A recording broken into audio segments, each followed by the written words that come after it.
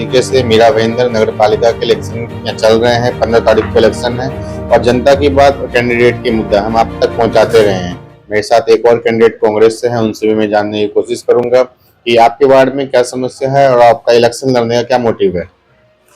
देखिए, मैं बहुत टाइम से सोशल वर्क करती आ रही हूँ जिसमें महिला सशक्तिकरण ये मेरा प्राइम मोटिव है। और आज कांग्रेस पार्टी से जब मुझे प्रत्याशी के रूप में, अधिकृत उम्मीदवार के रूप में घोषित किया गया है, उस वक्त से ही मैंने अपना एक डिसीजन ले लिया था या फिर एक निर्धार कर लिया था कि अब मैंने जो छोटे पैमाने पर महिला सशक्तिकरण के लिए काम किया है उसको मैं अलग लेवल पे, नेक्स्ट लेवल पे करूंगी और मजबूती से करूंगी।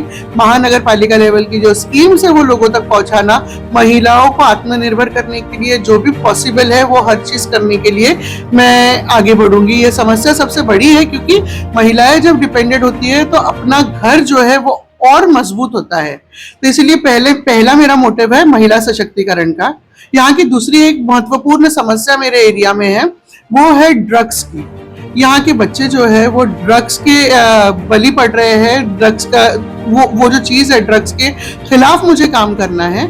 इसके लिए ये समस्या अगर दूर होती है, हमारा यूथ जो है वो हमारे शहर का, हमारे देश का भविष्य है, उस भविष्य को अगर उज्जवल करना है तो नशा मुक्त नया नगर, नशा मुक्त वार्ड 9 ये मेरा मोटिव रहेगा।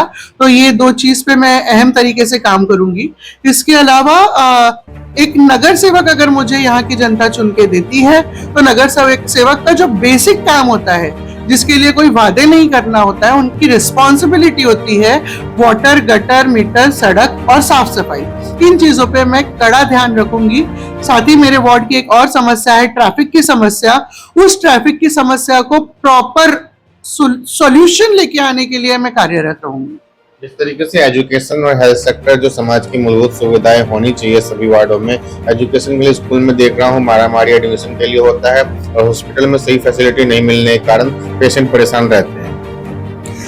देखिए, मेरे हिसाब से वार्ड के लोगों को पता नहीं है ज्यादा कि सही फैसिलिटी कहाँ मिलती है, किस तरह से मिलती है। उनको डायरेक्शन देना, उनको गाइड करना बहुत जरूरी है। फ्री मेडिकल सुविधाएं जो है, जैसे आयुष्मान भारत योजना या फिर महात्मा फुले जन आरोग्य योजना, इसका लाभ कैसे उठाए, अगर ये लोगों को पता चल गया, सही हॉस्पिटल की सूची उनके हाथ में चली गई, तो मैं समझती हूँ काफी हेल्थ से रिलेटेड जो समस्या है वो आसान हो जाएगी।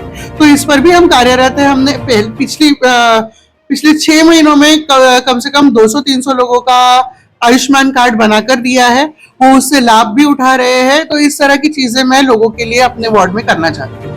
तरीके से आप एक एनजीओ भी चला रहे हैं, लोगों की हेल्प भी कर रहे हैं, तो किस तरीके से आप लोग सामाजिक काम करते हैं? कोरोना से लेकर अभी तक क्या क्या काम किए गए? देखिए, कोविड में तो हम लोगों ने लोगों की जो बेसिक नीड थी, राशन की वगैरह, वो सब पूरी करी। उसके साथ साथ जो इम्यूनिटी बूस्टर काढ़ा वगैरह होता है वो हमने हमारे ऑफिस से डिस्ट्रीब्यूट किया था।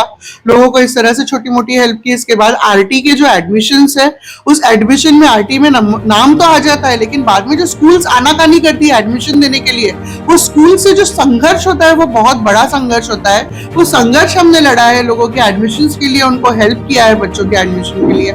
इसके बाद हमारा मुख्य कार्य ये था कि जो महिलाएं अपना घर से बिजनेस चलाती है, उन महिलाओं को प्रमोट करने के लिए हम लोग हर साल रमजान में एक एग्जीबिशन का आयोजन करते हैं। उस एग्जीबिशन में तकरीबन 100 से 125 महिलाओं को free of cost stall provide करते हैं ताकि वो अपना बिजनेस प्रमोट कर सके और आगे उनका जो है एक क्लाइंटल डेवलप हो सके।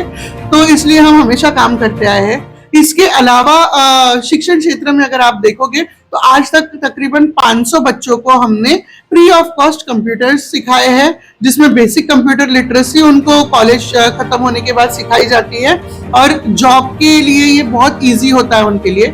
इसके साथ साथ जो बेसिक एंट्री लेवल जॉब होते हैं वो प्रोवाइड करने के लिए भी हम काम करते हैं। 15 तारीख को इलेक्शन है, जनता से क्या अपील करना चाहते हो और कितने नंबर पे बटन दबाना है इस बार? देखिए, जनता से मेरी अपील यही रहेगी कि आपका जो वोट है, ये आपका लोकतांत्रिक अधिकार है, इसे सोच समझकर इस्तेमाल कीजिएगा, सही जगह इस्तेमाल कीजिएगा।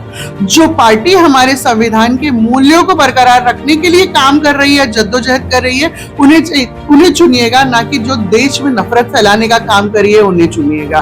और आपके बीच में कोई अगर आपसे आज धोखेबाजी करते हुए दिखाई दे रहा है, तो याद रखिए वो अगले 5 साल तक आपके सामने जब आएगा तो वो धोखेबाजों की तरह ही आएगा।